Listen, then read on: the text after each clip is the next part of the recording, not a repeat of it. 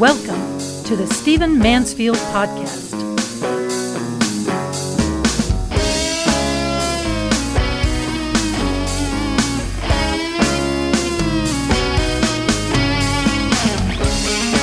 Well, welcome to the Stephen Mansfield Podcast. I'm delighted that you've joined me. I'm recording this on Veterans Day in 2019, and that day, this holiday, this day of remembrance and celebration and honor, gives me my theme for this podcast. As you probably know, if you've been with me for a while, I am the son of a U.S. Army officer. My father was a colonel in the U.S. Army, fought in Vietnam, served in Iran, served in Korea, not the Korean War, but later, was honored, a real war hero. I was thrilled to grow up in an officer's home, in a soldier's home, and it afforded me tremendous opportunities and tremendous perspective. And because my father was a higher-ranking officer, his retirement was lush. He did well. He worked in real estate afterwards and had a good life and had no bitterness about the Army or about anything that he did. He was grateful for his career, and he had an honored and a noble career. But on this Veterans Day, I am keenly aware that Americans are losing their connection to the military. Now, that's normal. It's actually a good thing in a sense. Or at least the processes that are producing it are a good thing. The fact is that back just after World War II, almost every family had somebody who served in the military. Almost everyone had sent a loved one abroad. Or had relatives who were abroad who were in the military, because we had this big national mobilization. And then there was the Korean War, and then not long afterwards there was Vietnam, and we had a draft, which meant that people were conscripted to go to war, not just volunteering. And so the good side of that was you had a culture, you had a nation that was connected to the military. We knew the stories, we knew the sacrifices, we honored them. We had parades when they came home. We knew who they were. We knew what they had to endure. We knew what their families at home had to endure. Everybody got letters from the front. Everybody had a picture of their soldier in their home. You understand what I'm saying. The country was connected to it. And you can even see this in the movies. You can see it in the TV shows. You go back and look at the TV shows in the late 1940s, 1950s. They were often about vets. They were often about humorous things about the Army. There were movies like McHale's Navy and all World War II kind of era things, but with humor. Now we had won. Now we were relaxed. Now we could kind of laugh about what happened in the barracks. Even later, we had TV shows like Gomer Pyle, still about humorous things happening in the military. We have less of that now, and that's fine. You don't want a society to be completely ramped up militarily all the time. But as a result, we are distancing ourselves and lessening our care for veterans. So while on the one hand, we should be grateful for peace, and we should be grateful for a society that doesn't have to be tensed up all the time militarily, the fact is that we are distancing ourselves from the needs of veterans. For example, as I say, I'm recording this on Veterans Day 2019, and the statistics show that it may be the least observed holiday of all the federal holidays in the year. In other words, it's optional. Employers don't have to give it off. Federal facilities do, for example.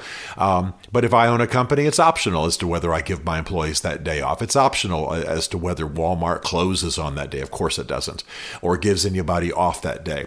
So this is the least observed holiday in the year. Okay, that's fine. But this day was set aside for us to honor the veterans and remember their issues, remember the causes. You probably also know that about 20, this is a round number now, some people say it's a little higher, some people say it's a little less, but about 20 veterans commit suicide every day. I want you to think about that number, every single day, because they have all kinds of problems. They have financial challenges, they have health challenges, they are, in some cases, in extreme cases of mental duress, they are unemployable, and the veteran services aren't quite there. We know that we've had corruption in our veterans care programs. We know that the veterans hospitals have sometimes put people on waiting lists when they had serious health problems for years. Not years, but a year, I think, was the average at one facility.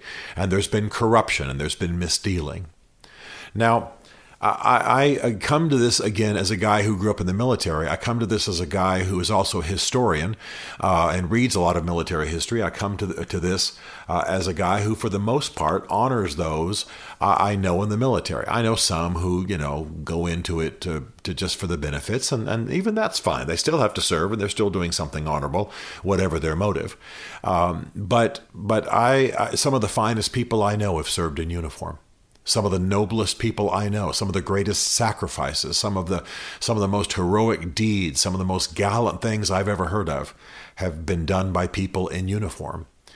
And I'm going to tell you something honestly, we are very likely to return as a society to military challenge worldwide. We're very likely to return almost to a World War II level of engagement military. Not quite, but almost. Let me tell you why.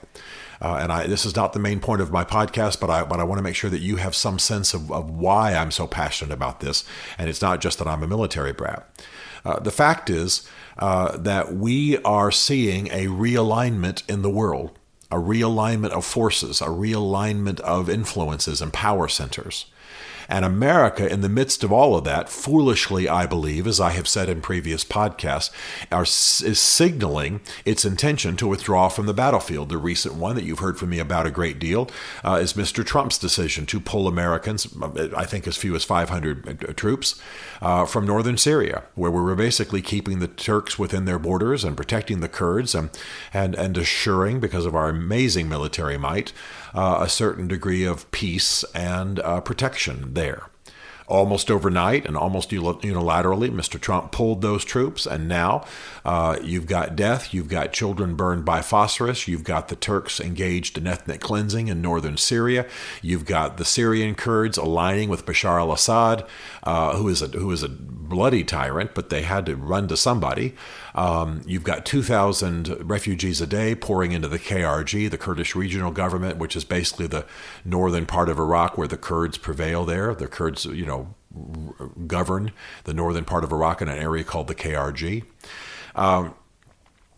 And we're seeing that new players or old players play new games in certain parts of the world. There's no question that the vacuum that we've left in the Middle East, Iran and Russia are moving in to fill. There's no question that China is very much on the move in the world, and they will challenge us in markets. They will challenge us technologically. They will challenge us in terms of hegemony and domination in international affairs, and they may very well challenge us militarily.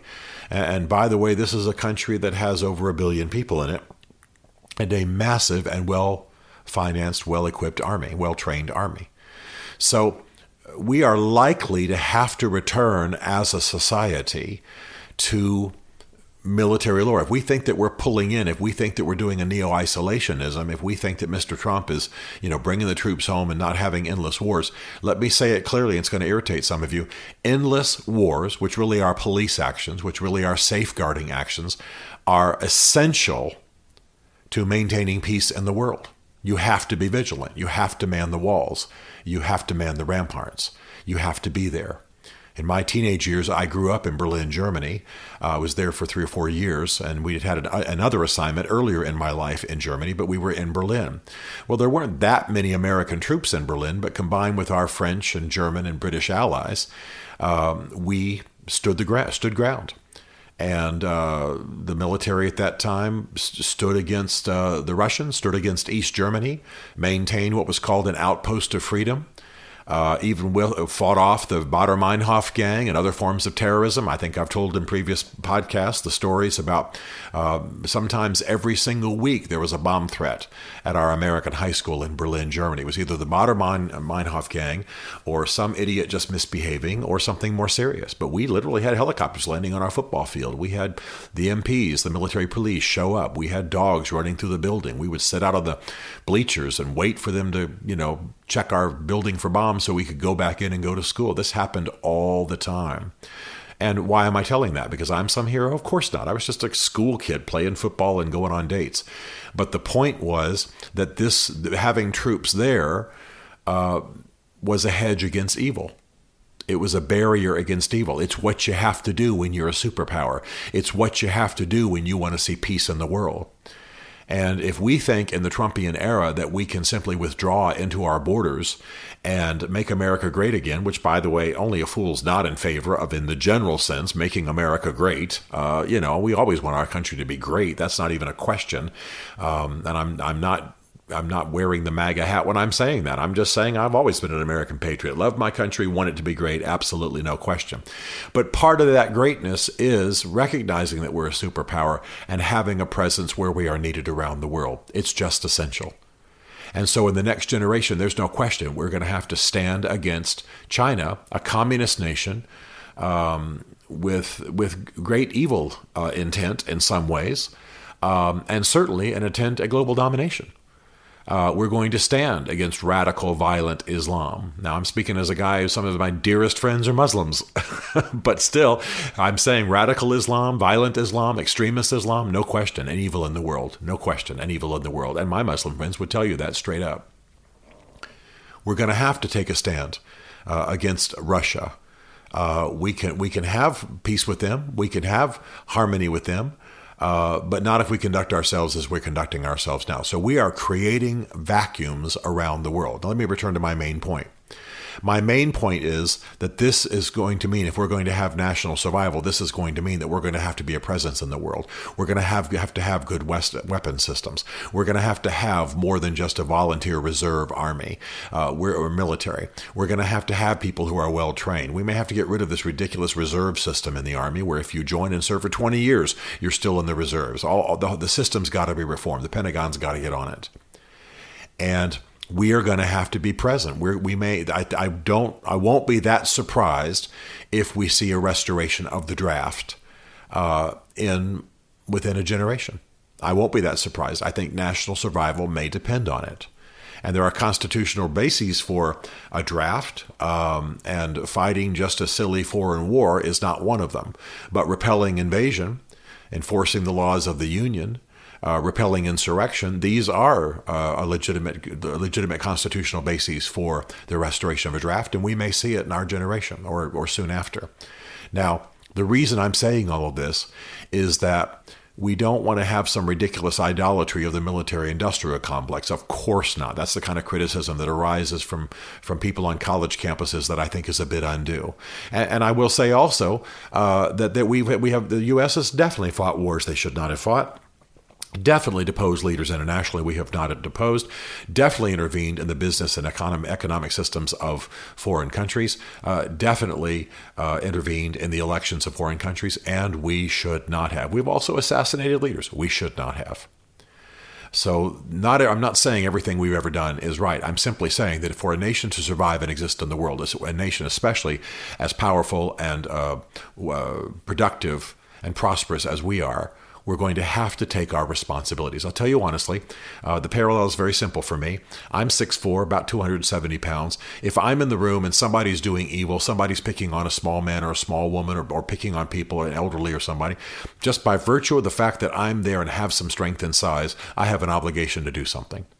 I may not be the strongest man in the room, the youngest, the most athletic, but just by virtue of the fact that I have some heft, that I can back an evildoer off, that I can protect an elderly person, that I can protect a weaker person, a handicapped person, a smaller man, whoever I can help. If they can't do it themselves, I will step in. I've made that commitment in my life. Why? Just simply because I'm larger than most people. That's all. I don't think I'm special. I don't think I'm Superman. I don't come with a cape. I just believe that I have an obligation by virtue of my ability to perhaps do some good in that situation. Okay, what does this have to do with veterans? Well, we are a large person on the global stage, and we have an obligation to do good, and we have done a lot of good in history, and we should continue to do good. Now, that doesn't mean picking fights, doesn't mean we have troops in harm's way with an unclear mission and trying to turn the U.S. Army into a police force. It doesn't mean we should be about nation building. That's kind of an arrogant thing that came out of the neocon movement. And I think many of them have repented of that now, rethought it. But we must have in our society an honor for those who serve. That means we have to have a sharp, well-run, lean, clean military machine. That means that we have to have clear mission and righteous justification for whatever we do overseas, but also have the power to withstand evildoers. And it means that we have to take care of the veteran. This has been part of our national lore since Lincoln gave his second inaugural address, to care for him who has borne the burden of battle. And we have to do that. It's not just about one day a year where we honor the veterans, although I strongly recommend we make more of it. I urge all of you listening to do that. But I also think we need to be aware that the downward trend of care for veterans works against the willingness of people to serve in uniform. If I'm likely to be wounded in battle, or am likely to take low pay and a lot of hard work and a lot of danger, but when I get out, the nation's not going to fulfill its contract with me, well, then I'm not so sure I want to serve, perhaps. I'm not so sure I want to put myself in that situation.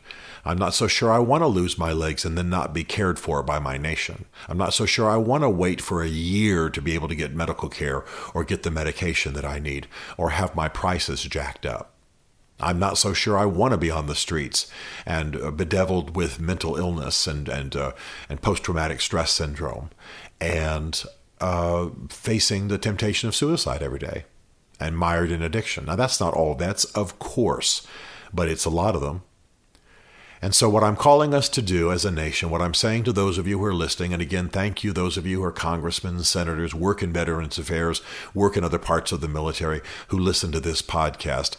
Let's fight the good fight. Let's make noise. Let's agitate. Let's lobby. Let's contend. Let's not be satisfied with this. I'm not saying we're going to be a militarist nation in the future, but I think we are absolutely going to be more militarily engaged than we are right now. And though I am right of center in my politics, and I'm grateful for some things this administration is doing, as I've said many times, I think the Trumpian, let's pull everybody home and not engage in endless wars and just focus on our own borders is frankly naive and ridiculous. It doesn't work that way in a global society. And I don't want to do nation building, and I don't want to think in terms of being a globalist power. But I do want to use the power that we have to withstand evil and assure as much as possible justice and freedom in the world. That's what we're here to do, in addition to taking care of those within our own borders. And a lot of that is centered on taking care of the veteran. So at a practical level, at a street level, honor the veterans in your life, thank them for their service, contribute to organizations that honor the veterans and take care of them, hire veterans, focus on veterans affairs in your political activity, and let's not have a militarist nation. Let's not be a completely military society. We don't want to be Rome in some neo way, but we do want to be a nation that understands its power, uses it justly, cares for the warrior, and has a strong presence in the world that's just, all while increasing justice and freedom at home. We can do this, and we can do it well. Stephen Mansfield is a New York Times best-selling author, a popular speaker, and a frequent faith and culture commentator on Fox and CNN. His groundbreaking books on faith and society include The Faith of George W. Bush, The Search for God in Guinness, Mansfield's Book of Manly Men, and Lincoln's Battle with God. Learn more at stephenmansfield.tv.